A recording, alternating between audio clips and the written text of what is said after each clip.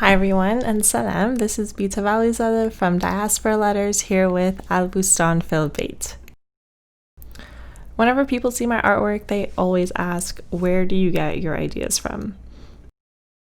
Some of you might already know this, but I'm an Iranian American and I've traveled to Iran quite a bit. And whenever I go, I'm always a little bit overwhelmed by how much is changing and how quickly things change. So I want to document the little things before they change all over again.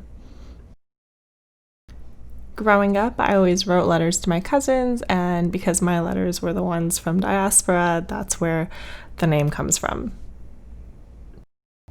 And I play with these experiences in my art. So for example, this is an illustration of what some of the letters I received look like, and I drew a Malcolm X stamp on it. I love this stamp. It's actually the first Malcolm X stamp to be issued worldwide. Some of my drawings pick up details from my trip, so this one looks at all the newlywed couples I saw taking pictures of themselves on their iPhones at the Imam Reza Shrine in Mashhad. Other drawings take inspiration from different spaces I've been in. This photo of a dried fruits and nuts shop inspired an entire series of how the space might have changed before and after the revolution. Others look at my own family photos, so this one from my uncle and cousin grilling kebab in their yard. But most of my drawings tend to look at domestic spaces. So in the 20th century, multi-story homes were pretty common in urban areas, and they operated as family compounds where different relatives would take a different floor of the house.